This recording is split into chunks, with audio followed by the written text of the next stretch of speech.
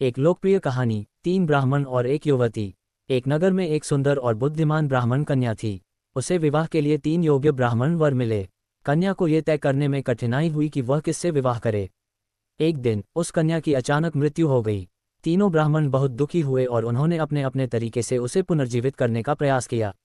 पहला ब्राह्मण, उसने कन्या की अस्थियां एकत्र कर लीं और उनकी रक्षा करने लगा। 2. दूसरा ब्राह्मण, उसने एक सिद्ध मंत्र सीखा जिससे मृत व्यक्ति को जीवित किया जा सकता था। 3. तीसरा ब्राह्मण, वह योगबल से जंगल में जाकर एक गुफा में रहने लगा ताकि अपने ध्यान से समाधान खोज सके। कुछ समय बाद दूसरे ब्राह्मण ने अपने मंत्र से कन्या को फिर से जीवित कर दिया। अब प्रश्न यह उठा कि वह कन्या किस ब्राह्मण से विवाह करे। बेताल का प्रश्न। बेताल ने राजा विक्रम से पूछा।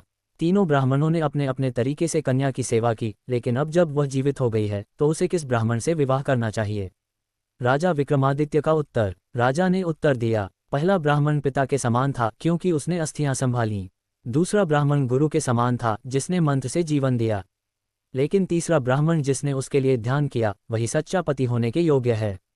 यह उत्तर सुनते ही बेताल हंसा और उड़कर फिर से पेड़ पर जा बैठा और राजा को उसे फिर से पकड़ना पड़ा। निष्कर्ष। बेताल 25 सीख की ये कहानियां राजा विक्रमादित्य की बुद्धिमत्ता, न्यायप्रियता और नैतिक सोच को दर्शाती हैं।